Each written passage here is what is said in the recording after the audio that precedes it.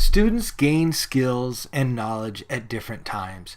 Now, there are some patterns, but in regard to students transitioning from learning to read to reading to learn, we want to say that students are going to do this around third or fourth, maybe into fifth grade. But we know for many that's going to happen even afterwards. Sometimes it takes sixth and seventh grade before a student really understands how to learn from their reading.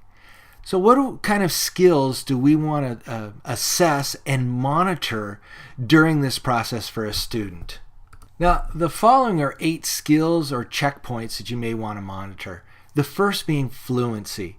Now, as students get older, you wouldn't want to have fluency checks for all your students, especially in middle school. It'd be ridiculous. But there should be targeted students that you're concerned about that aren't making that transition and learning from their reading, that you would check fluency and you would provide extra support to build up fluency in that student. Another thing you may want to continually look at for students who are having difficulty in that transition is, are they able to answer text-dependent questions? Now, this is much easier to do with everyone, since in most cases in the content areas that you have students answering questions that are required from the text. Now, what you would want to do is just have certain types of questions that you know are difficult, that you know would have a student would have to have specific skills to answer, and target those to look at, see how students you're concerned about are doing on those types of questions. Now, one thing that students all have a difficult doing is making inferences from text, especially text that varies in complexity and reaches a higher level of complexity, text where they have to read closely. Now, this is something that all students must learn, and again, it's something that can be done and can be worked with the entire group, not just those students who are struggling, because this is a skill that all students must continue to build on throughout their K-12 experience.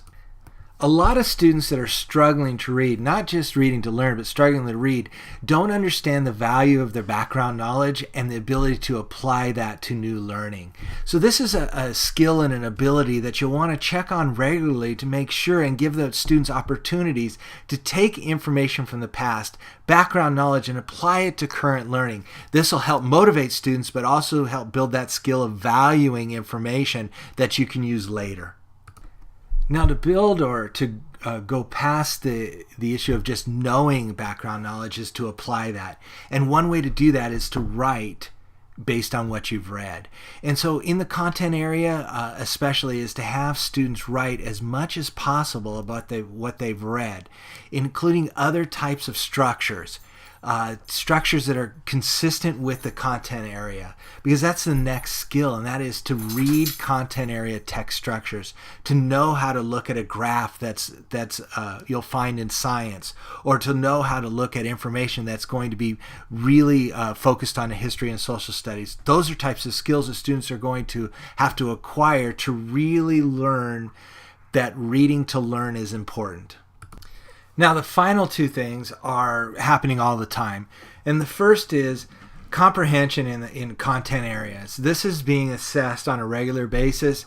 It's being done in the classroom. It's being done through district assessments.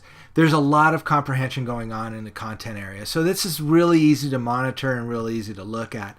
The second one is vocabulary from the content area.